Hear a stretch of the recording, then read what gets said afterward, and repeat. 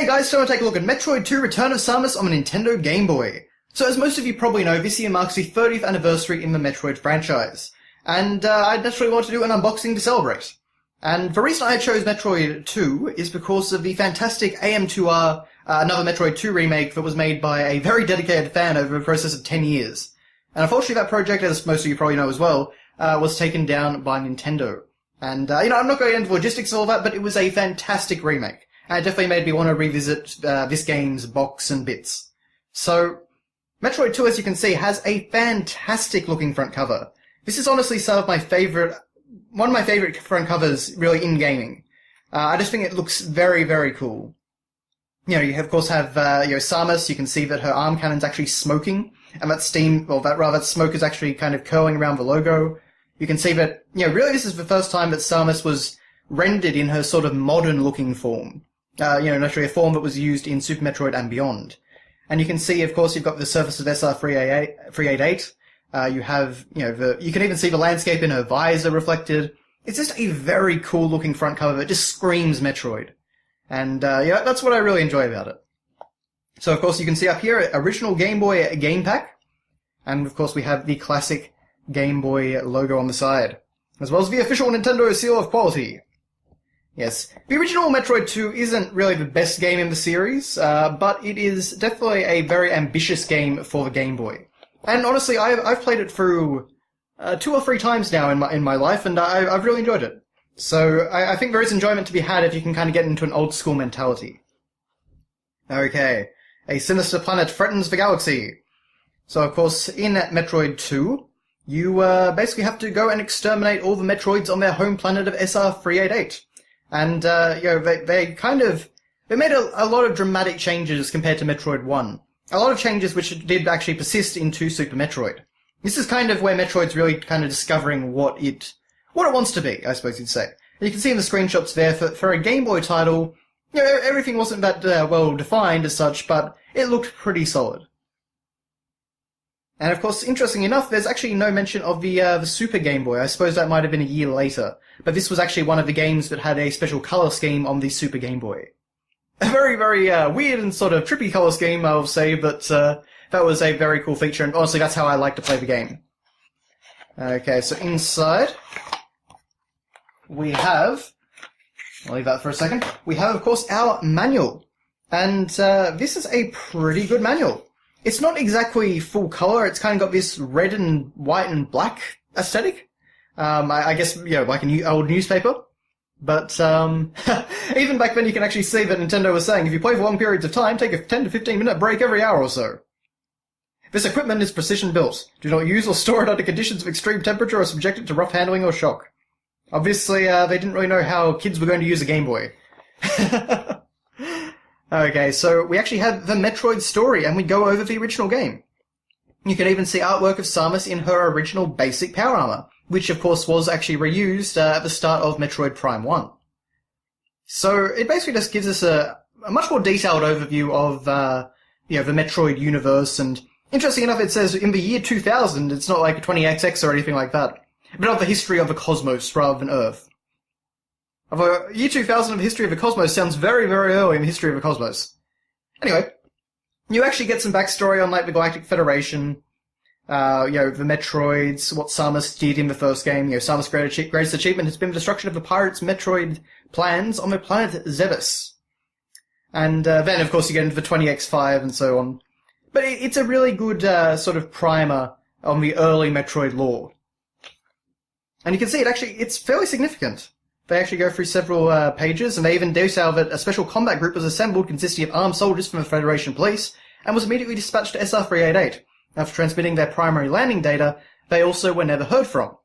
Which is a very interesting little addition to the story. There's a lot more to it, because the game itself gives basically nothing. It doesn't even have, like, an opening cutscene. So, of course, it gives Samus Aran the order to exterminate the Metroids. And that's really what this game's all about. Genocide! Interesting enough, they actually don't, mention the Chozo. They just say some unknown civilization at this point. I don't know if the Chozo were mentioned until Super Metroid. But just kind of an interesting... the foundations, I suppose, of the Metroid universe. So, of course, controls then. how to play Metroid, and again, we continue to get some great artwork. We've got a little Metroid at the corner of every page. We've got some more awesome Samus artwork. Reading the on-screen display, so all pretty basic stuff. But it's a really solid manual, and I think if you're a Metroid fan, it's very enjoyable to read, and you get a lot more context than you do in the game. So Samus, you are charged with destruction of all Metroids existing on the planet. And then we actually get a basic map of basically the early layout of SR388. And the game basically kind of follows a sort of half non-linear, half linear path, where you're basically constantly moving down and deeper into the planet, while also kind of bridging off to the left and right to exterminate Metroids. And you can see that they give you a lot of information here. A lot of information that's very handy if you've never completed the game. This manual seems to have a certain fascination for ellipses, though, as you can see kind of down here. That's a lot of ellipses. Okay, then we have the Cybernetic Suit Technical Spec. Samus Aran with full equipment. And we go into things like helmet and oxygen supply equipment. You can see those are the little the tubes that connect to a helmet is the oxygen. Weapons hand. Yes, I think arm cannon maybe suits a little bit better. The high jump boots, of course. Samus can wear up to 14 different kinds of items. Infrared rays scope. Normal suit, left hand, just left hand. Barrier suit, which of course is is what the Varia suit should have been translated as, but Varia is actually a mistranslation of barrier from Japanese. So always a little fun bit of trivia. But honestly, I kind of like Varia. It just sounds very cool and appropriate. And then we actually have the Chozo statues. And you can see this point is just Artifacto statue. This is a relic of an ancient civilization. Which it's fascinating to me to kind of see them slowly over games actually building up lore in their own heads, more than just, having like a long-term plan. And then we have some sketches for things like missile pods and energy tanks. All very cool stuff. And we actually have artwork for pretty much all of Samus's equipment. So the bomb, the spider ball, which you can actually see looks like it's some sort of gel. I can never figure out what that is in the game, but yeah, this sticky ball, which is kind of interesting to me. The high jump boots, which look pretty insanely fancy. I mean, she certainly never got them in the Prime games. Of course, spring ball, space jump, which always looks a little bit weird to me. I don't really know how she's supposed to use that. The screw attack, of course. And the Varia suit, which was introduced, or rather redesigned for this game. Because Samus didn't really show up that well on the Game Boy screen, they decided to give her the big shoulders and things like that to try and make her show up better on a Game Boy. And of course we have the Starship. Not the Starship, the Starship. This is Samus' elite custom scout ship designed to travel interstellar distances. So yes, it's of course a base of operations, and you can return to restore her energy and reload her missiles. Of course, the other thing about this manual is that compared to Metroid 1, they're no longer keeping up the pretense that Samus is male. So that's a nice little change, thankfully.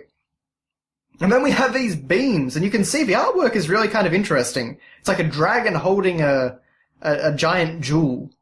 Very kind of weird. I'd be curious to see a 3D representation of these. Because the artwork's really quite interesting. There's like a giant crab there, and...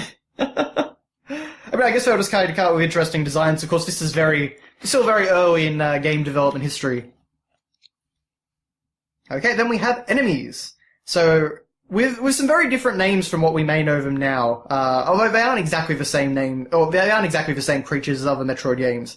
But, the Yumbo, Drivel, which looks pretty horrifying there, actually.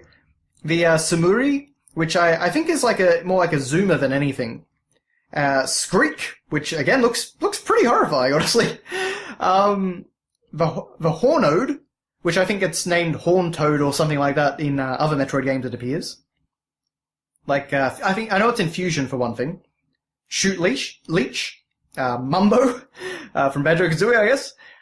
Goron, and Septog. So it's very, very strange sort of enemy names in this game. Galug, Senju, Blob Thrower, Searock, Mohik, Scorp, Needler, Glowfire, Yumi. Okay, Glowfire was pretty basic. But you can see, you get a lot of details on all these different enemies. Arachnus, of course, he's a tough one. But they really do go into a lot of detail. So I always appreciate that in the manual. This is As I say, a very fun manual for Metroid fans to read, in my opinion. Okay. And then, of course, we get Metroids and their known mutations. And these are, of course, the persistent boss enemies in the game. So the Metroid, the Alpha Metroid, the Gamma Metroid, which frankly looks very spider-like and horrifying in the artwork, and the Zeta Metroid, of course, and the Omega Metroid. But, of course, they don't cover the final boss, the Queen. And then we just have a final page, which is Samus Aran, showing off all their cool artwork. And you can see they really went back and thought about how her suit would work in this game. Which I just love that detail. It always feels very appropriate in a sci-fi setting. Okay, but that is the manual. And then, of course, we have our cartridge. So, if I can actually get it out of here. There we go. Thankfully, Game Boy boxes usually aren't too bad. Here we go. So, this is, of course, the game. It's just a reprint of the front cover, but it's actually a very, very high-quality reprinting, very glossy. Obviously, this one was actually taken care of. It's an Australian version, as you can see by the AUS on the side. And aside from that, yeah, it's just pretty basic. Made in Japan, patent pending. So there you go. But that is your look at Metroid II Return of Samus for the Game Boy. Which, as I say, I want to do something to celebrate Metroid and, I guess, take my mind off Federation Force. Not that I think it's going to be a bad game. The critics seem to be pretty positive on it, so from what I've heard before reviews came out, that's when this video is being recorded. But, yeah, it's just, it's not what we want. And certainly the multiplayer focus doesn't really work for me personally. So, anyway. But, thank you guys very much for watching. And here's to 30 years of more Metroid games. Fingers crossed, guys. Fingers crossed.